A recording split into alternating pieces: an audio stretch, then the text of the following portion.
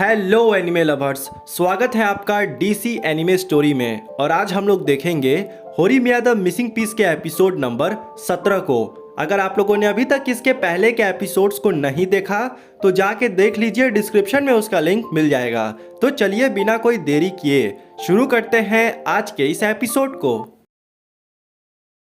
इस एपिसोड के स्टार्टिंग में हम लोग मोहित की छोटी बहन गोल्डी को देखते हैं, जो अपने शहर के सबसे मशहूर स्कूल में पहुंची थी इंट्रेंस का एग्ज़ाम देने के लिए। उसे लग रहा था कि अब मेरा सिलेक्शन हो जाएगा, लेकिन असल में कहानी कुछ और होता है। उस स्कूल के प्रिंसिपल कहते हैं, तुम सोच भी कैसे ली कि तुम्हारा इस स्कूल में एडमिशन होगा? कितना घटिया नंबर लाई हो। इस नंबर पे हम क्या, इस शहर के सबसे घटिया स्कूल भी तुमको एडमिशन नहीं देगा। जाओ फिर से तैयारी करो।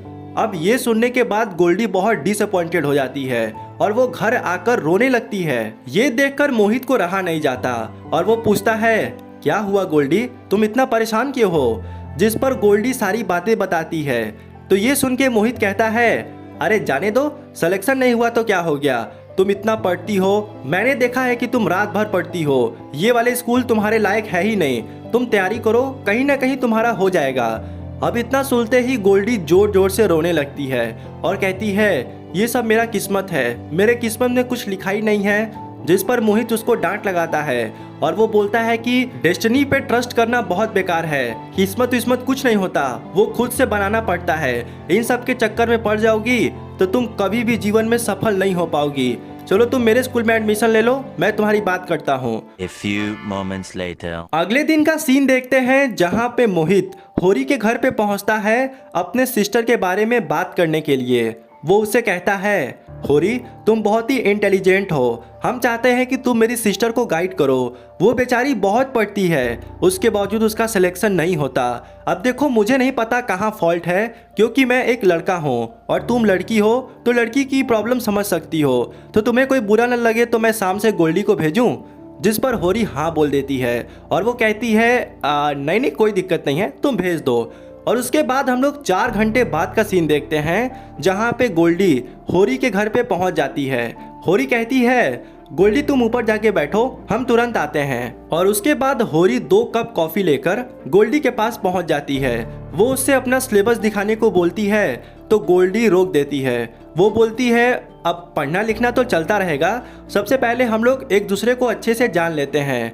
और उसके बाद वो लोग एक दूसरे को अपना इंट्रोडक्शन देने लगते हैं। इसी बीच होरी को पता चलता है कि उसका भाई जो मोहित है वो ज़्यादा किसी से मतलब नहीं रखता, वो बहुत ही प्राइवेट रहता है। और ये जानकर वो काफ़ी ज़्यादा हैरान भी होती है। दूसरी ओर हम लोग मोहित को देखते हैं, जो अपने सिस्टर के लिए ब्रेसलेट खरीद रहा था। वो बोल रहा था कि ये ब्रेसलेट बहुत ही प्यारा है, मेरी सिस्टर देखकर बहुत ही खुश होगी। अगले दिन का सीन देखते हैं, जहाँ पे सारे लोग क्रिसमस फेस्टिवल की तैयारी कर रहे थे। तभी सोता कहता है, दीदी मेरे कुछ दोस्त आएंगे तो तुम उन्हें बोलना मत। जिस पर होरी कहती है, दोस्त आएंगे वो तो ठीक है, मियामुरा आएगा कि नहीं? अब ये सुन के सोता थोड़ा सा टेंशन में आ जाता है और वो बोलता है, ये तो मुझे नहीं पता, ये तो मियामुरा से पूछना पड़ेगा। और उसके बाद वो लोग पूछते हैं, मियामुरा क्या तुम आओगे कि नहीं?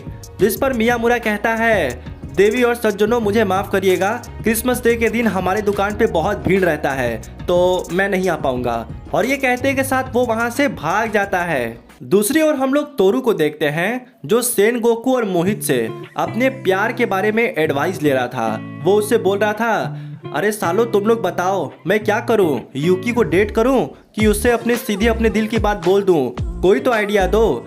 अब ये सुन के मोहित और सेन गोकू एकदम शौक में चले जाते हैं, क्योंकि उन्हें ऐसा लग रहा था कि ये दोनों एक दूसरे को ऑलरेडी डेट कर रहे हैं। तभी सेन गोकू कहता है, देखो तुम यूकी से प्यार करते हो कि नहीं? जिस पर तोरू कहता है, बिल्कुल मैं उससे बहुत प्यार करता हूँ। तो सेन गोकू बोलता है, अगर तुम उससे प्यार करते हो तो हमारे ओपिनियन पे मत चलो, उसके ओपिनियन पे चलो। सच्चा प्यार जिससे करते हो उसका बात मानो, हम लोगों का बात मान के क्या फ़ायदा। इतना सुनते हुए तोरू बहुत ही इम्प्रेस होता है और उसके बाद वो तुरंत यूकी से जाकर बोलता है, तुम्हारा क्या ओपिनियन है? लेकिन उससे पहले ही यूकी तोरू के घर पे आने की जिद करती है। वो बोलती है कि हम लोगों ने जो गेम को स्टार्ट किया था, हम चाहते हैं कि अब उसे ख़त्म कर दे।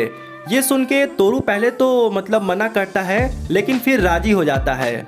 और ठीक हम लोग 2 घंटे बाद देखते हैं, यूकी तोरू के घर पे पहुंचती है। अब यूकी जैसे ही तोरू का घर देखती है उसकी आंखें फटी की फटी रह जाती है, क्योंकि तोरू एक बहुत ही अमीर लड़का था। उसके बाद तोरू कैसे भी यूकी को छुपते छुपाते हुए अपने बेडरूम में लेके जाता है, और वो जैसे ही अपना टाई को खोलता है ना, यूकी एकदम अनकंफर्टेबल होने लगती है।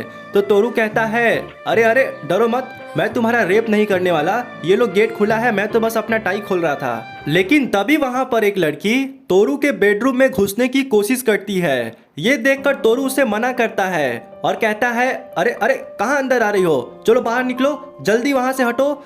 लेकिन वो लड़की इतनी ताकतवर होती है कि तोरू को धक्का देते हुए बेडरूम के अंदर चली आती है, और वो यूकी को देखकर बहुत खुश होती है, और उसके बाद तोरू की टांग खिंचाई करने लगती है। कहती है, क्या तुम इतनी प्यारी लड़की को घर पे बुलाए और मुझे बताया भी नहीं। और उसके बाद वो यूकी से इनडायरेक्टली पूछती है, क्या तुम केक खाना चाहोगी, जिस पर यूकी न चाहते हुए भी हाँ बोल देती है। अब वो केक लेने के लिए वहां से जाती है तो तोरू को वार्निंग देके जाती है। कहती है, कान खोल के सुन लो, इस लड़की के साथ कुछ भी नहीं होना चाहिए, इसको छूना तक मत, वरना मैं तुम्हारा टांग तोड़ दूंगी। और वो तुरंत वहां से जाती है केक लेने के लिए।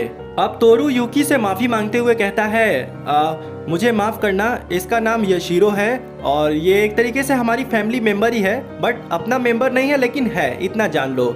और इसे जब से पता चला है कि तुम मेरी दोस्त बनी हो, ये मेरी खूब टांग खिंचाई करती है, तो इसके बाद का बुरा मत मानना। और उसके बाद तभी देखते हैं कि वो लड़की केक लेकर उनके बेडरूम में पहुंच जाती है, और वो जो केक था वो मियामुरा के शॉप से आया था। उसके बाद सारे लोग बैठकर केक को खाने लगते हैं। A few moments later. अगले दिन हम लोग स्कूल का सीन देखते हैं, जहाँ पे सारे लोग लाइब्रेरी के बाहर इकट्ठा हुए थे। तभी आयासाकी सेनगोकू को अपने घर पे इनवाइट करती है। वो बोलती है, सेनगोकू तुमको मेरे घर आना है, कोई भी बहाना नहीं चलेगा। लेकिन सेनगोकू इस चीज के लिए मना कर देता है। वो बोलता है, नहीं नहीं, मैं तुम्हारे घर नहीं आने वाला, चाहे किसी भी कीमत पर। अब ये सुन के आयासाकी को बहुत बुरा लगता है और वो बेचारी रोने लगती है, और इतना देखते ही सारे लोगों का दिमाग खराब हो जाता है। सब लोग आयासाकी को रोकते हुए कहते हैं, तुम्हारी हिम्मत कैसी हुई सेनगोकू इसके घर नहीं जाने की। मियामुरा कहता है, मार मार इसका खोपड़ी तोड़। तभी होरी कहती है, रुको जरा, सब्र करो, एक बार पता करो कि वो क्यों नहीं जा रहा है। जिस पर सेनगोकू अपने प्रॉब्लम को डिस्क्राइब करता है। वो बोलता है कि आयासाकी अपने घर पे इतना इंसेक्ट पालती है ना कि मुझे जाने से बहुत डर लगता है, ऐसा डर लगता है कि कहीं वो सब मुझे काट न ले। उसके बाद शाम को देखते हैं कि होरी अपने मम्मी को अपना रिजल्ट दिखाती है, जिसमें सारे सब्जेक्ट में उसे A+ ग्रेड मिला था। ये देखकर उसकी मम्मी खुश हो जाती है और वो बोलती है, वाह बेटी वाह, अब तो तुम अगले बार अप्रैल में पूरे कॉलेज से बाहर हो जाओगी इसी अच्छे नंबर के साथ।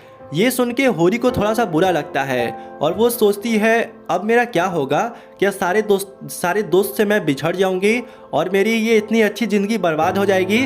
वो बेचारी यही सब सोचकर डिसअपॉइंटेड होने लगती है। और इसी के साथ ये एपिसोड यहीं पे समाप्त हो जाता है।